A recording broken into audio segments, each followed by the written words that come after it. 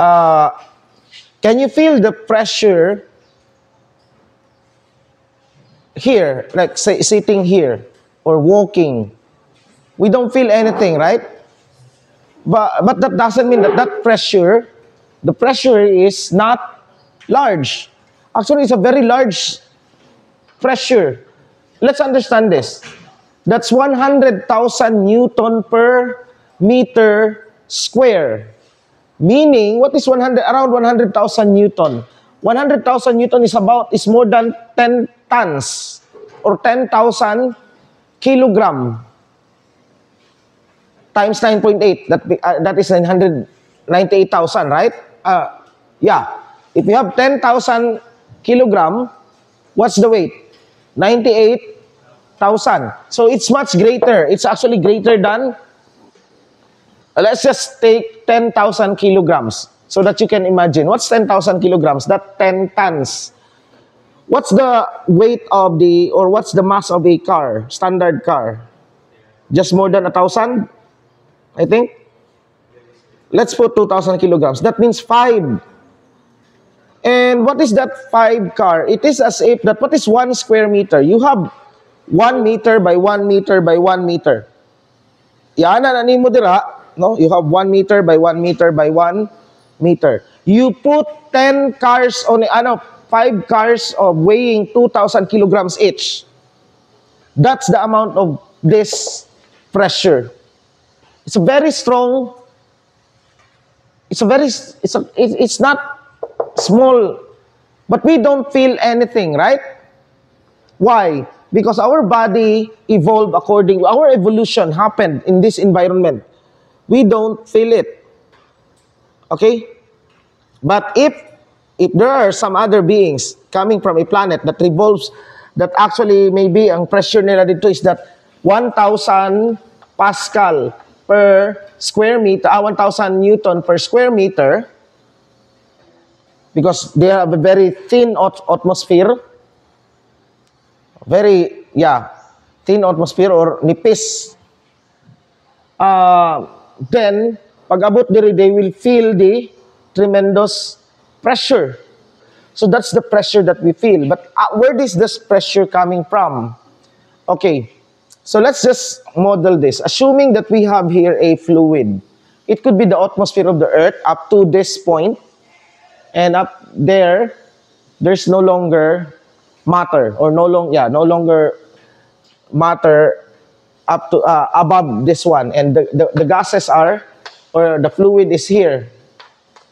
Okay, this is the maximum. Now, as you go deeper to a height h, let's take this as a height h, and suppose you want to, you put something here, a surface. This surface here, circular, but it doesn't need to be a circle. Okay? Meaning it's a circular, okay? So such that it forms an area, right? And it forms an area, it has an area A, and notice that above this one are actually, directly above this are fluids, right? Are molecules of that same fluid. Meaning that this area now will bear the weight of all the fluid that is above it. Nakuha niyo? It will bear the weight of all the fluid that is above it. So how do we... The weight now of all this fluid, it will exert a force called the weight, which is equal to the mass of that fluid directly above it. Wala ning apil dire. This is not included here. That is the mass, the total mass of that fluid times G. Right? Okay? So now, meaning, the pressure now is just equal to that weight over the area. Now that, since this is now perpendicular, right, to the surface area, okay, so automatically we can just use the weight. This is mass times G, but what is mass in terms of density? Mass in terms of density is just the density of the fluid times the volume of the fluid. Okay? Times G over A. But what we can calculate this volume actually. This volume is, what volume is this? This is the volume of all the fluid that is above, directly above this area here. Sabtan? Okay. Meaning now that we can write this volume as, what is this volume? Again, the area times the height. That's the volume, right? Okay, so this is just rho F times A times H times G over A. And as you can see, the pressure now at depth H is just equal to rho GH. This is the pressure. Okay? As you go deeper, the pressure increases. And this happens if you swim, right? Okay? And of course, there's a much pressure. Why is it that there's much pressure on liquid, on water? Because the water has higher density than the air. The density of the air is very, very small. I think about 1 gram per cubic meter. Can you find the information? What's the density of air? Density of the air. 1.20 times 10 to the 1.20 yun sa kilogram per cubic meter. 1.20 kilogram. Is this sure or grams? Kilogram per mo ng air. Sure mo ane? 1.20 kilogram. I think this is very...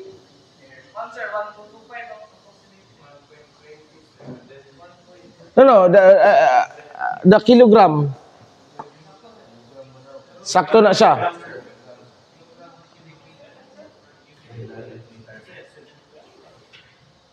Okay, whereas the density of water is 1,000 kilogram per cubic meter. What does it mean?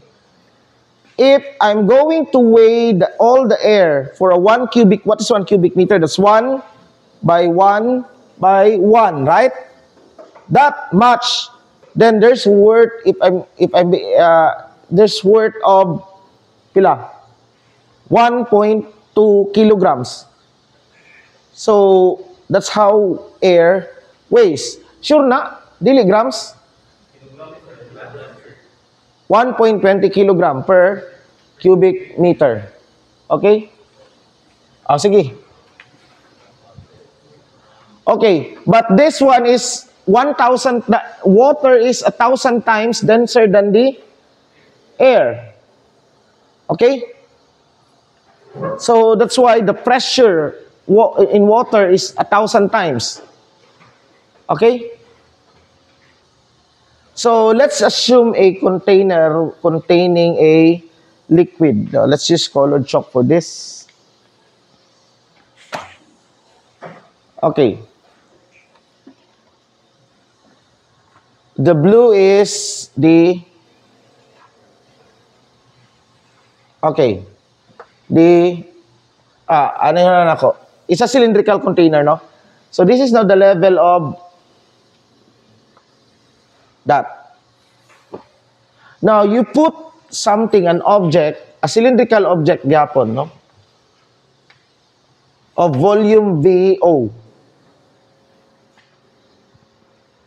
Now, when you immerse the object, this is a volume VO, part of this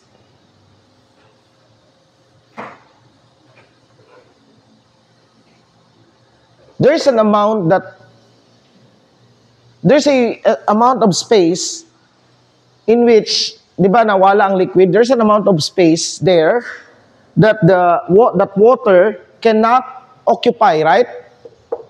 Right? And this is that amount of space, that small volume right there. Kani. And we call that volume now as V sub, the submerged volume. This volume, this part, if I'm going, if this is now the container, let this up to this one. You have now this volume right here is what we call V sub. Clearly, V sub is less than or equal to V naught, or V, volume of the object. Now, since there's V sub here, what would, because water here got displaced, right? The water in which katong space that is already occupied by the container will be displaced. So tendency, it will be displaced and water has to make of that volume. That's why the water level will rise. So there is this part right here, which is, okay, if we look at the top view, this is the top view. This is the container, and this is where the object is immersed. Only the water occupies this one here, right there. Okay? On this part. Okay? Now, this one right here, this is now what we call the displaced volume.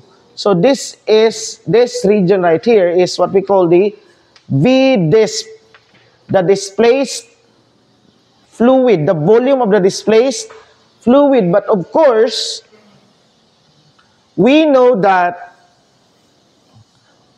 V-disp is just equal to V sub, right? V sub must just be equal to the displaced fluid. Okay? It's just obvious. Okay, of course, ang katong musaka dito, maura po itong mo, iyang natabunan dire, right? So now, technically, we have now, this one is actually now our V sub, right? V sub did not change.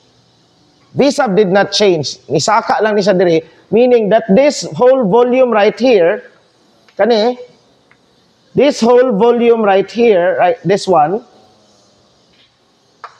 is equal to this whole volume submerged. Okay? Now, knowing that information,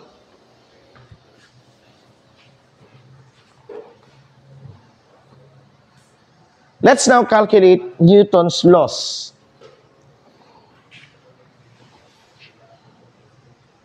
From here, we know that there is a force acting downwards, right? What is that force? This is the weight of the object. That's the weight of the object.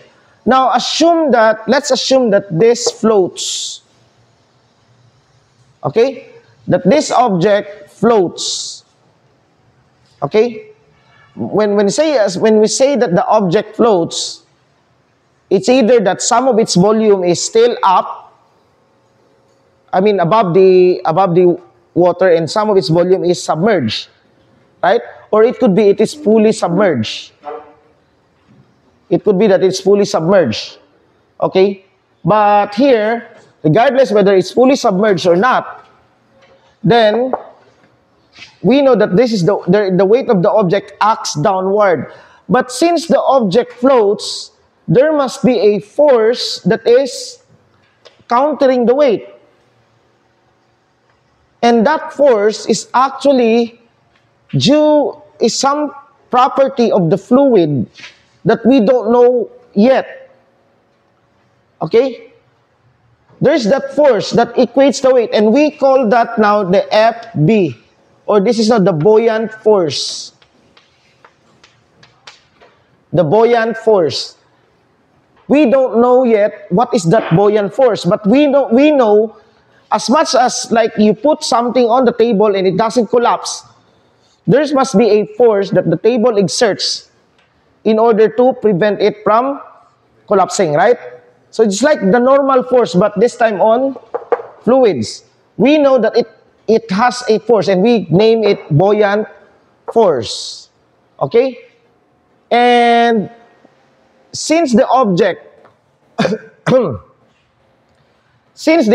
assuming that the object, assume that the object floats, okay, then it must be the case that the sum of forces along y, which is going up, is Fb minus the weight of the object must be equal to 0. From here, we can conclude that, of course, the Fb must be equal to the weight for it to be able to counter it.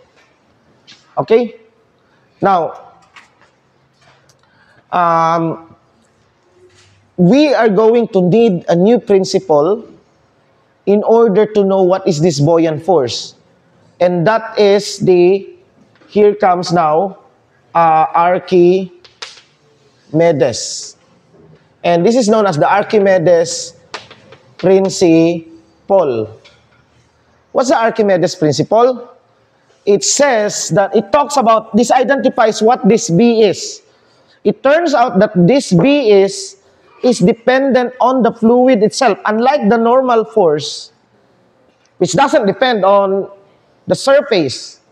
Well, of course, the amount of the normal force, the maximum force that a surface can hold, is dependent on the surface itself, its molecular integrity. But the type of the normal force doesn't depend on what type of surface it is. Or just like the tension on the string, no? It doesn't depend on the string. As long as the string can hold it, the tension is the same. Okay? It doesn't, but it's different for the buoyant force. It turns out that buoyant force is dependent on which type of fluid. So when we say that which type of fluid, we have to define this fluid now. But how do we define a fluid? Well, we define a fluid by its density. Let's take density of the fluid, rho F. Okay? And since this is an object of mass M, the object is of mass M, MO, then it has now meaning that the density of the object is equal to MO over VO. And Archimedes' principle says, I identified this, that the buoyant force, Fb, is equal to the weight of the fluid displaced. Now, let's unpack this definition. The weight of the fluid displaced. Now, as I've said, there is a displaced fluid, right? What's that displaced fluid? It looks like this.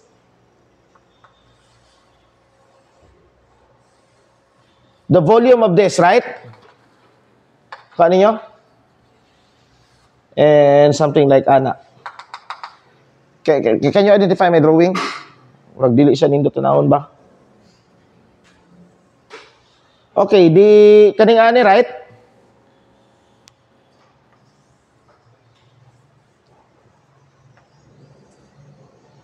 Right?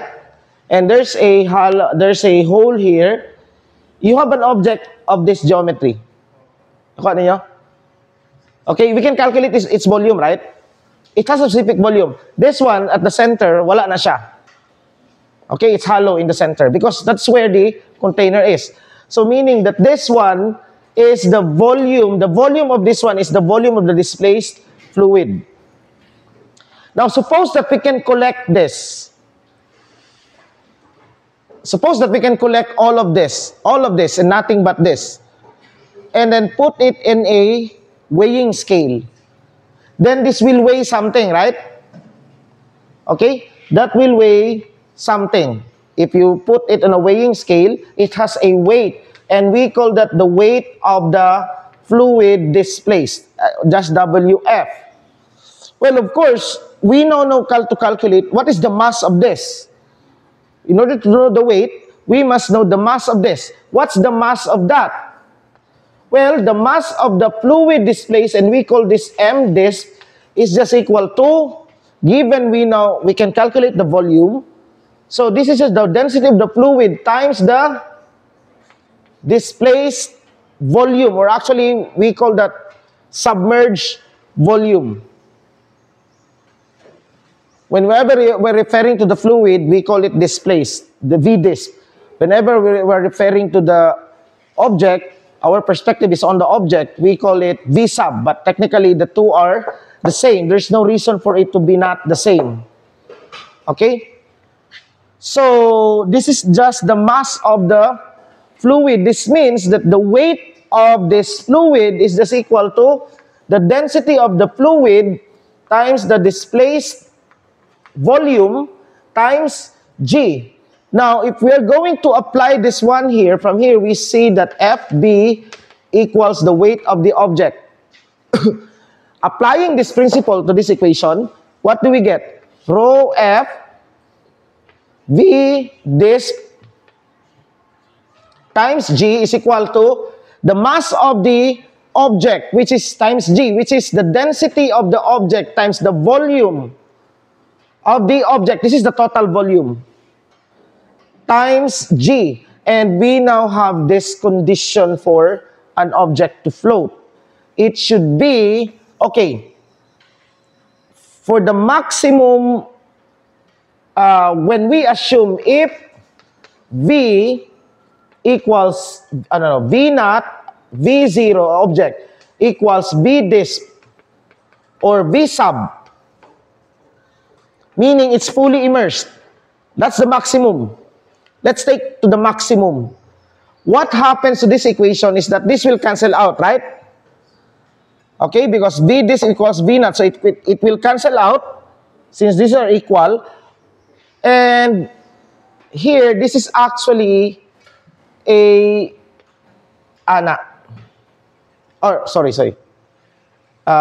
it should be less than equal to this one, right? Wait.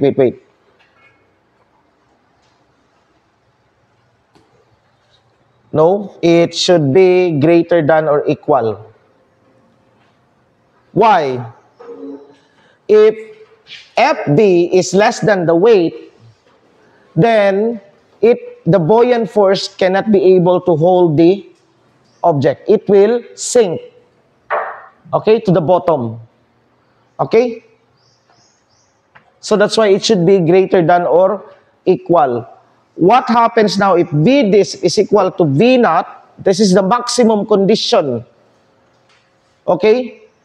All of the object is fully immersed. This means that the condition for the object to float is that the density of the fluid must be greater than the density of the object, assuming that V disp is equal to V naught. Okay?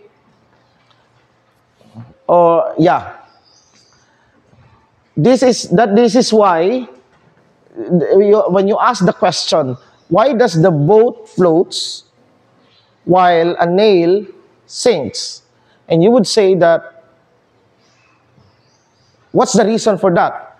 You could not say density, because the boat is made up of metal, right? Maybe the same metal as the nail. But then the boat floats. And the nail sinks. But, no, if not density, then what is it? Well, it's also about density.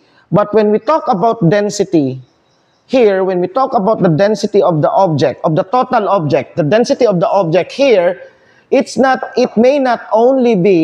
density of the object may not only be about the material composition of the object. I mean, it might not only be about the matter that's making up the object. It includes all matter it encloses. That object can be a composite matter. So what's a composite matter? Well, it could be that the object is in the outer is a metal, in the inner is a wood, and in internal is purely air. We don't know. It's a composite matter.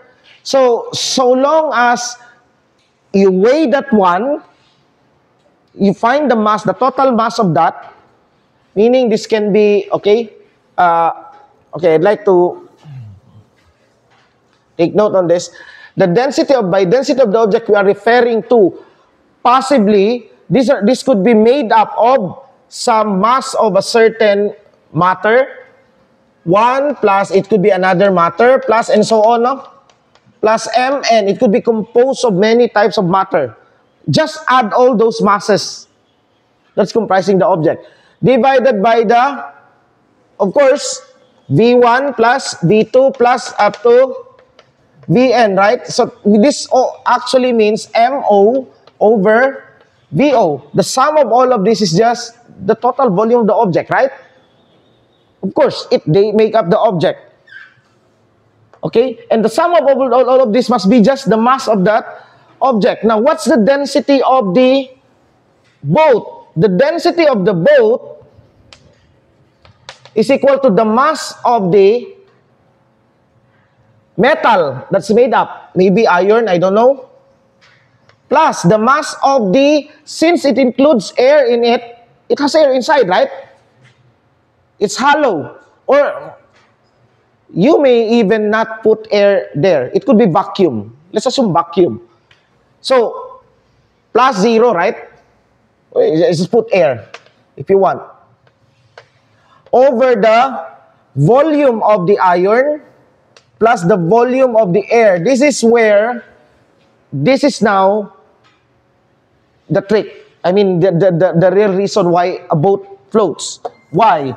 Because what's the, suppose the air is an iron, the density of the iron, that's just the mass of that iron over the volume of that iron. And of course, it's a constant, right? Here, what would happen if you increase most of the boat is made up of air, the volume it encloses. Nakuha ninyo? Right? Maybe 98% of the enclosed volume of the boat is made up of air. Meaning that it could only be that only 2% of the total volume enclosed by the boat is made up of iron. So we have here, since air is a very, very,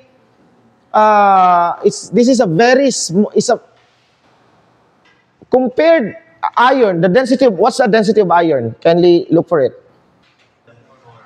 7.8 times 10 to the 3. It's 7,000, right?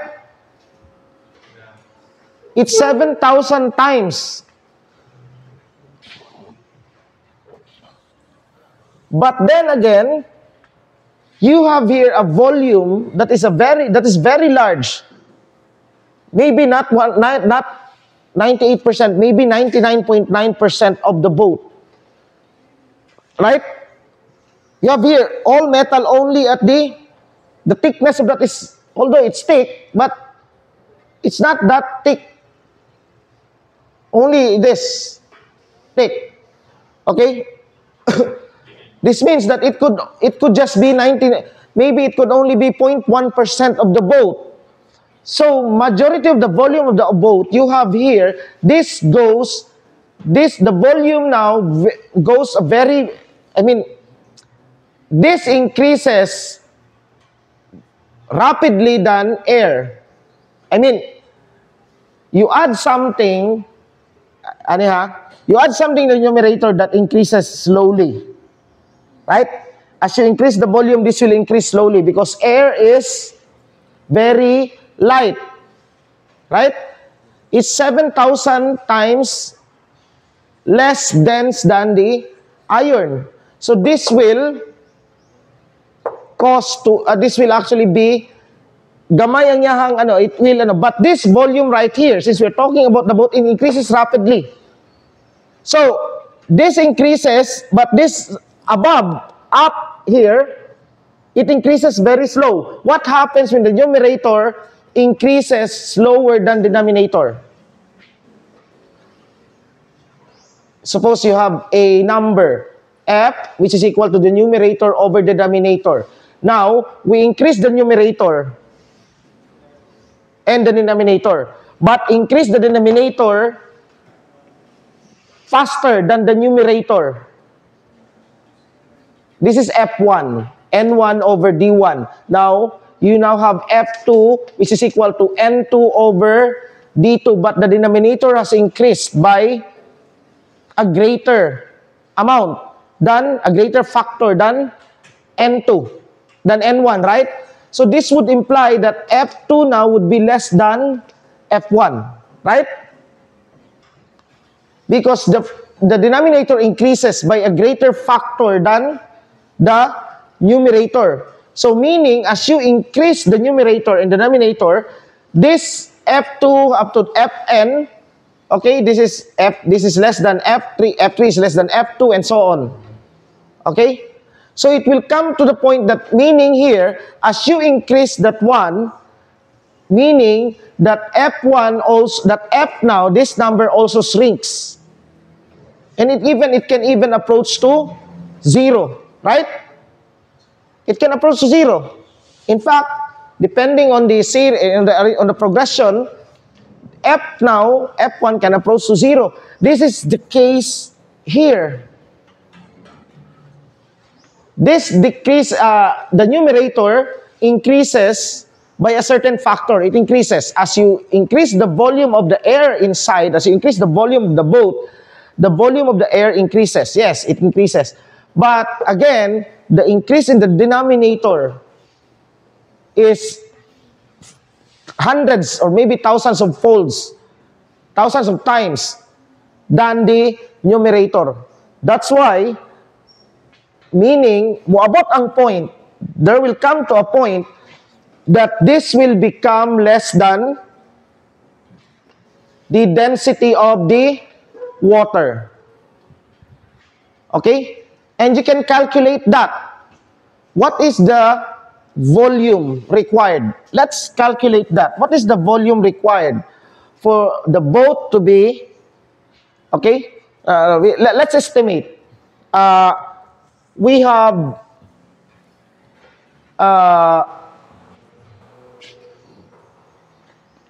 let's say we have the total mass of just the iron. Okay, let's calculate that. The total, asa man natin ibutang ni? Okay, diri lang. Let's say the mass of the boat is, I don't know, how do we let's make a boat which is 10,000 kilograms na lang. Kilograms. Meaning, what's the total volume of iron making this up? What's the total volume? What's V of iron? The boat is made up of iron. The material. What's the volume of iron? This is just density over the mass, right? No. Mass over density. So this is 10,000 over 7.8 times 10 to the 3, right? Ila? 1.28. Okay. 1.28 cubic meter, meaning a boat made up of iron, which is 1,000 kilograms in mass. Okay, that's about 100,000. That's 98,000 newtons, right? Ang weight niya. As only its material, all of its material can be contained in a 1.28 cubic meter. So, you have a cubic meter of iron, like this. Nakuha ninyo? You have a cubic meter of iron. And all of those iron make it into a boat. That boat will weigh 1 point. Okay, nasabtan ninyo? 1 point. Okay. Now,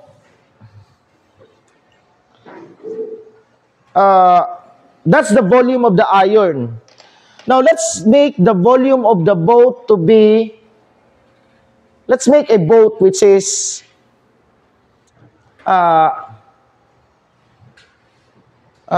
air is actually negligible, pero ato lang ibutang. Is it possible for us to make a boat that is as big as this room right here? It could be, right? With thickness very small, iana nimo dito. Yeah, maybe we can make a boat that can cover a volume of saan man nato ni be? Let's just 10 by 5 by 10 by 5 by 20 by 5. Let's have a dimension of the boat. The dimension of the boat is, the volume of the boat now is 5 by, this is in meters, 5 by 15. No, you have this boat, square boat, by 5. Okay? Yeah, it can be that. What's the total surface area? Oh, this is a very practical calculation. What's the total surface area? If you have well, it's just equal to, pila ni siya? Isa ka ani is 5 by 15, right? So the total surface area of the boat, although this is, let's just calculate this. We don't need the surface area actually. But each of this is 5 by 15. That's pila? 75, right? 75 square meter. Times, pila? 1. Hollow sa taas. No? We can put something above. Okay? So, 1, 2, 3, 4, times 4, right? 1, 2, 3, 4, plus 25 times 2, right? Because, this is 25, right? You see? So, this is 25 by 25. So, this is the total surface area of the boat. Pila ni siya? 300 plus 50. This is 350. This is square meter. 350 square meter. Now, what's the average thickness of this?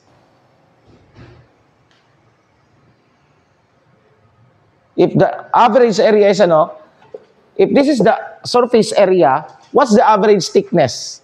Well, if we assume that volume is area times thickness, here thickness is equal to volume over area. This is actually a very practical calculation. Volume over area, that's 350. What was the volume? 1.28 meter cube over 350 square meter. What is this?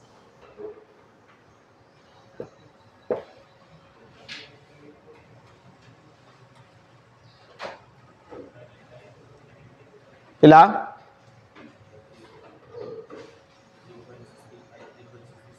0.3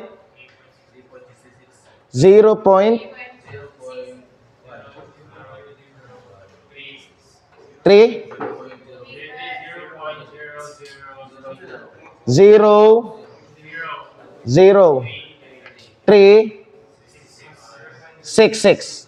Approximately 4 millimeters. Meaning that this boat will have a surface which is approximately 4 millimeters. Ang thickness. Okay na, di ba? If it is iron, right? So about this chalk. Okay? About this chalk. The width of this chalk. That's about 4 millimeters, right? So, yeah, it can, sabi yung calculation? Now, the question now is that, will this boat float? Will it float? We don't know yet if it will float. Because in order to know that it will float, we have to calculate now the overall density. Now, of course, let's assuming approximately that the volume of the air inside this boat is just the same as 5 times 15 plus pila ni siya? Ha? 375. Let's just assume it's the same as the boat itself. Gamay naman kayo itong ano, di ba? This is the volume of the air. So meaning, what is now the mass of the air inside the boat? Pila? 480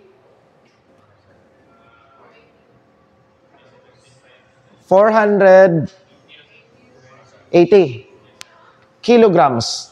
It will be in kilograms, right? The density, this is just equal to density of the air times the volume of the air, which is 375 cubic meter. Let's just assume that it occupies. Gamay na naman kayo itong ano, no? Di kayo tayo may mong kuripot. Okay. Now, what's the total mass of the boat? What's the mass of the boat? This is the mass of what? The mass of the metal, which is 10,000 kilograms, right? This is 10,000 kilograms plus 480 kilograms, right? And this is now 10,480 kilograms. What's the volume of the boat? Let's just assume 3, kani? Right? 5 by 5 by, that's the enclosed volume, which is, pila to? 375, right? 375 meter cube. Now, let's calculate now the density of the boat. See if it will, so this 10,000 over 375. This is now 10,480 kilograms over 375 cubic meter. This will give us how much?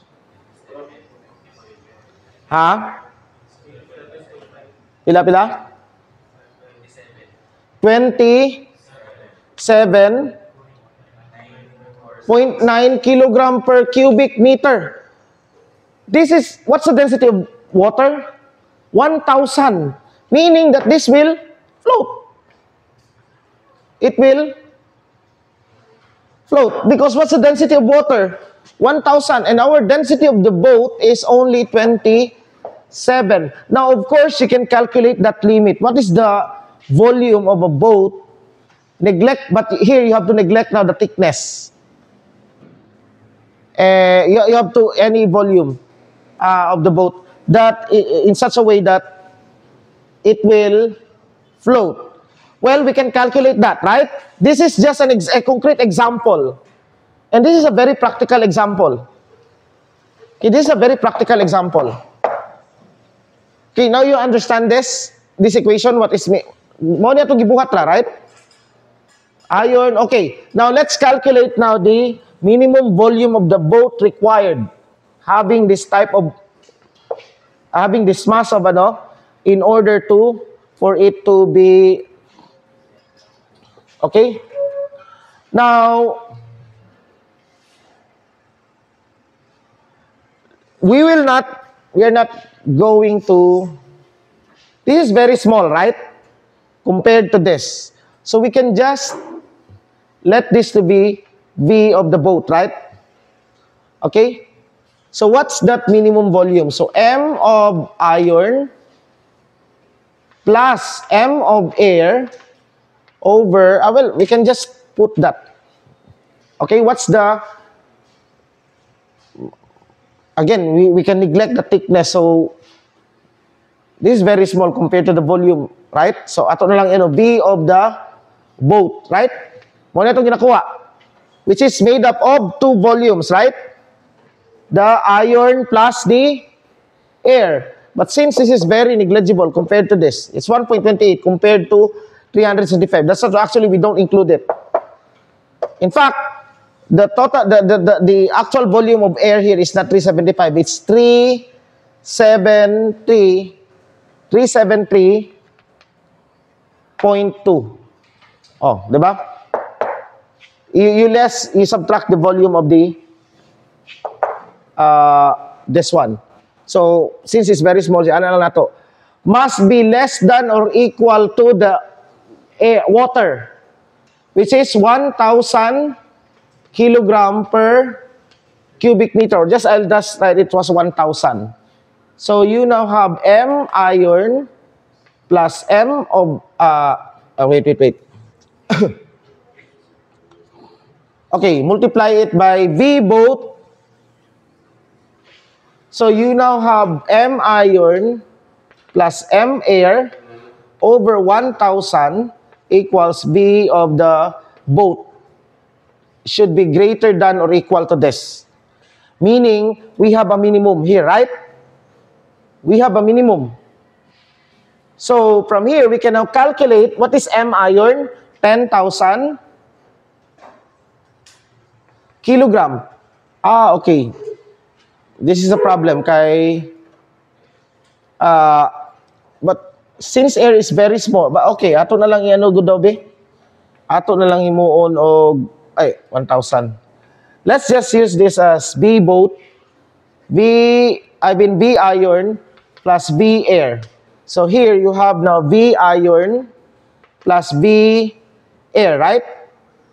Now, V air is certainly the volume of the boat. It's almost the volume of the boat, right? Because this is very small. So, wala ni siya mahitabo. We can just neglect it actually. But, in order to estimate this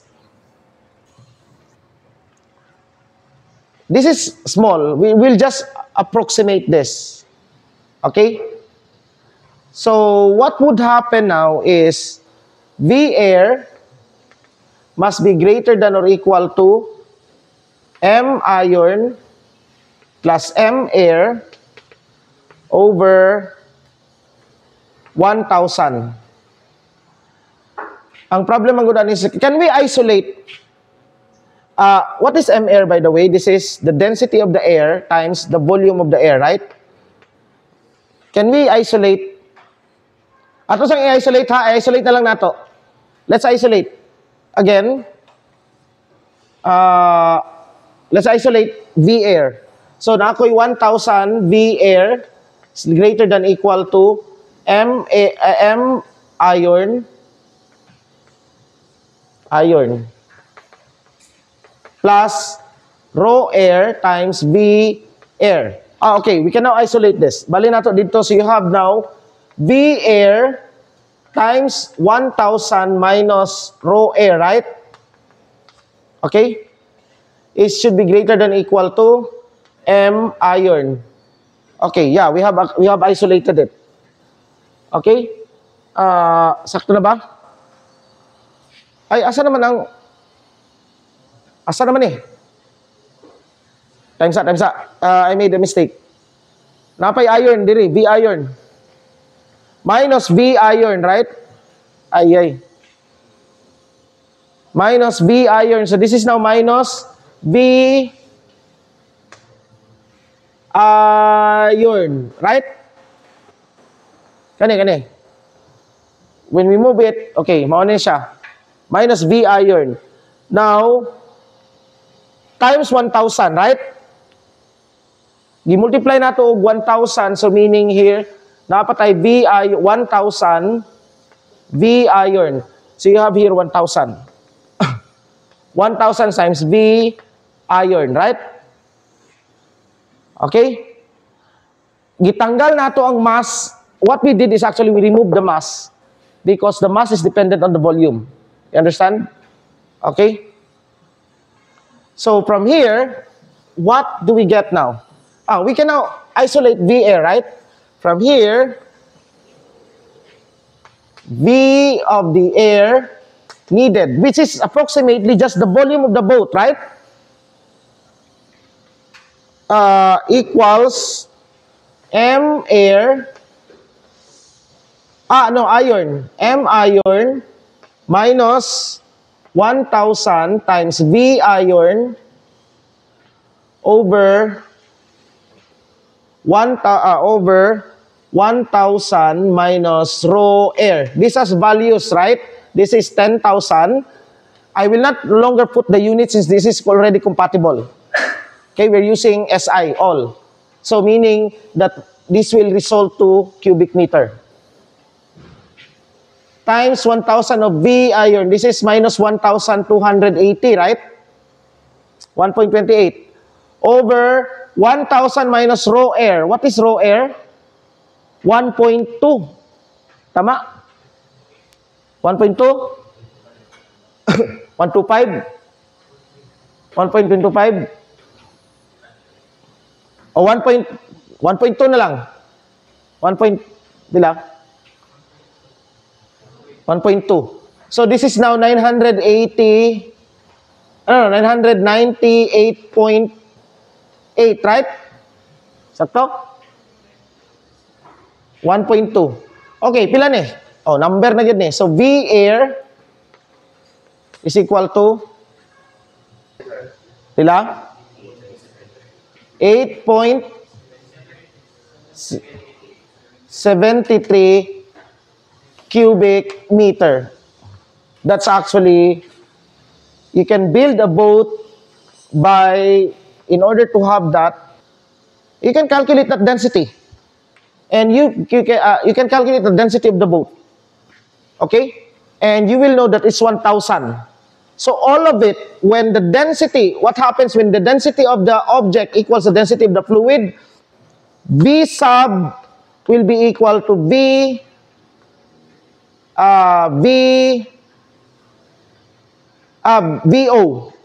The submerged volume will be equal to the, and why is that? Okay, why is that? We have this equation, right? Rho F, what is this? V sub, right? Or V this. Let's just V sub. Equals rho of the object times volume of the object. Okay? When this is equal to this, what happens? This will cancel out, right? So meaning V sub equals V naught.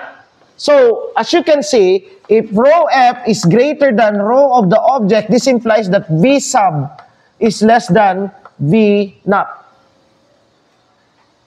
Okay? And you can even calculate the proportion on which, what is now the submerged dimension. You can calculate that by what? Well, the submerged, what is the submerged dimension? The percentage of the object that will sink. This is now the percentage of the object that will submerge is, from this, we have now V sub over V naught. This is the percentage, right? And this is now equal to rho of the object over rho of the fluid. Maura ni siya. Meaning, if the density of the object is 50% of the density of the fluid, then 50% of that volume will submerge. You understand? Claro? 50% of that volume will submerge. Okay? Claro magka? Okay. If 20% dire, it will be only 20% will submerge. Now, of course, you can now calculate how much of the volume will submerge. How about let's just use the previous example. Let's say we constructed, pila to yung maximum? 375, right? I mean, itong i-calculate ganiya, 375. Minimum is 8. Let's say we constructed a 100. 100. So how do we construct a 100? That is 1 by 5 by 20, right? We construct this. A boat, the same, 1 by 5 by 20, this is 1 meter. This is 1 here and then 5 right there. So 1 by 5 by 20, this 100 cubic meter. Now let's see how much of the boat will submerge. Now what's the total mass of the boat? The total mass of the boat is equal to, again, 10,000. This is the iron, right? Katong ganiha dito. Plus the mass of the air. Now, the mass of the air is just the density of the air times volume of the air dire. Now, let's neglect thickness again. Let's just use the total volume as the volume of the air, right? So this is now times, again, volume of the air on this one. So this is now times 100, right? So meaning this is, what is the density of the air? That is 1.2 times 100, right? So this is now in kilograms. So what's now the density of the boat? The density of the boat now, the total density of the boat would be 110,000. This is pila? 10,120, tama? Over 100, pila? Ha? 101.2 kilogram per cubic meter. Now, let's calculate now the part of that volume that will sink. Well, we know this, right? V sub. V sub now would be equal to the density of the object, which is, what is the density of, here, the boat, right? So, density of the boat, ako na diretso, right? 101.2, that's the density over the density of water, 1,000. Okay? I will not write the unit anymore because we are using incompatible. Times the volume times 100. So, pilay V sub.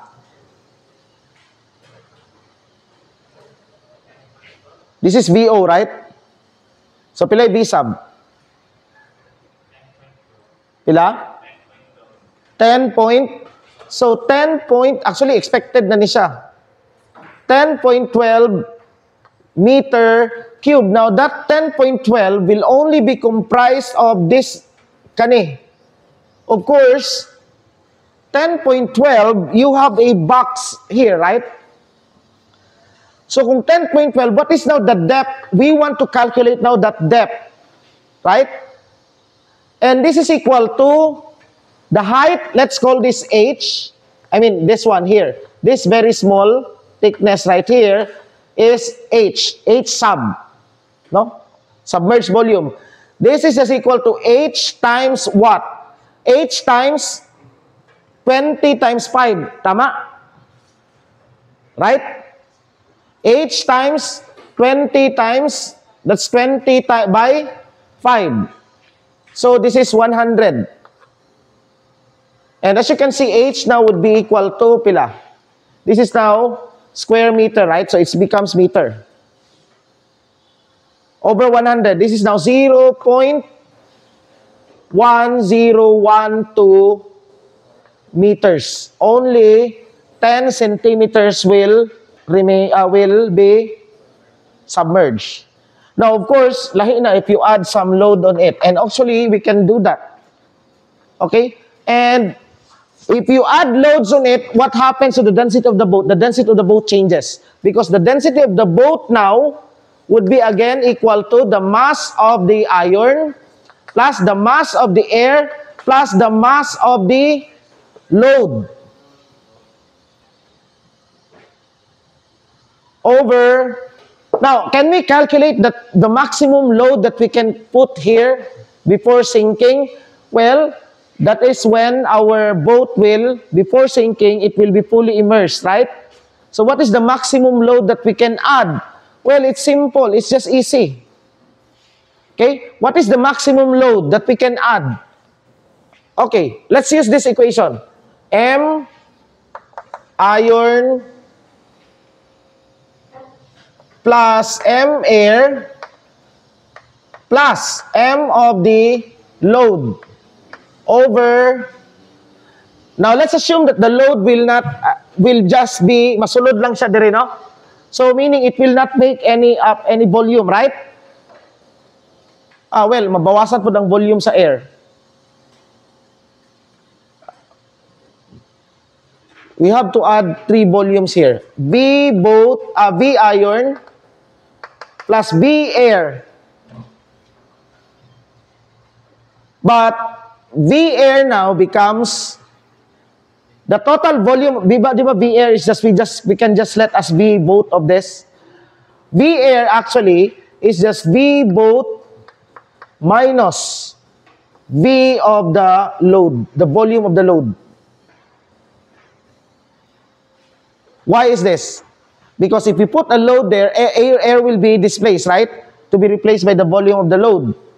Now, assuming that the load has, you have to know the density, right? The density of the load, this is now the density of the boat. Assuming now that that this load has a density rho L, which is equal to the mass of the load over the volume of the load, Okay, so we can replace just this as volume. Kanina lang. No? Ato ni siyang kabyon og VL. So this is rho L na lang, no, L. And capital L. This is now volume of the L. And solve for B. And this must be less than or equal to 1,000. Ano ganito? Because the water has density 1,000. Okay? This is the density of the water. You can now solve for VL, right? Given the volume of the boat, we estimate this. Okay? Tanggalon na nato ni siya. Okay? By the way, we can remove that one out. The volume of the boat now, because the thickness is very small. Nakuha? So, V boat minus VL. Right? Ganong V boat minus VL man. Well, because that space will be consumed by the object. You can solve VL, right? Okay? We can isolate VL here. Okay? If we equate it to 1,000, it's easy to calculate VL, right? We have, well, for the purpose of calculation, sige. M iron plus M air plus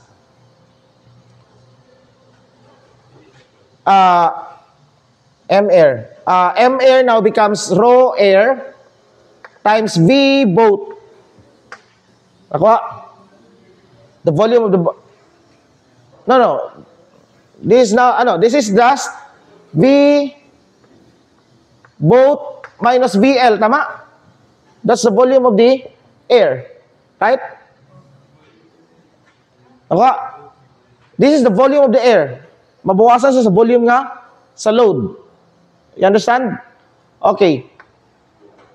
Plus rho L VL equals, let's state the equality.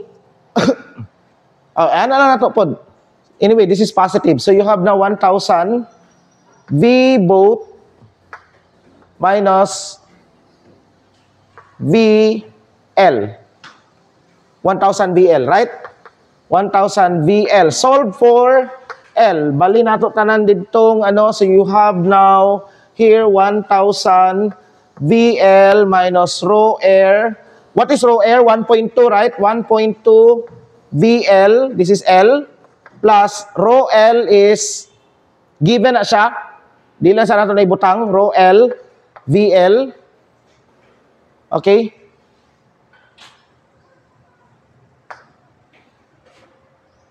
Okay? And you can now calculate that. Di na ako ipadayon. You can now isolate the find VL, no? So, sabtan, grabe na ni ka detail. Because the confusion in buoyancy, manggod, is dire. Whenever you add something, here you have to use your common sense. Again, your intuition. Kanilang daan, no? Why did we do this? This is intuition. If you just, imo lang kung ano is ang purely calculation, then you cannot just deduce this. Why did we do this? This is, of course, the total air now will not be, if the volume of the load, if the load will comprise a significant volume, significant amount of air will also be reduced, right? That's why we have to put this. Okay? And this one is maunang And the volume of the boat is maura gyapon, we are calculating for this dimension. Given the dimension, knowing here that in this context, we are using the volume of the boat given this dimension or whatever dimension that we want it. Okay? Nakuha ninyo? So, yeah, this is a very, what I gave you today are very concrete nga mga examples that you cannot actually find sa, I don't know, naay mga uban dito pero dili siya anak ka detail. Here we really investigated. We really went to mura gani tinamban gyud nato ang problem. Okay? For you to have an understanding. Okay, so I think let's have a break for 10 minutes siguro. 10 minutes para ano. Okay?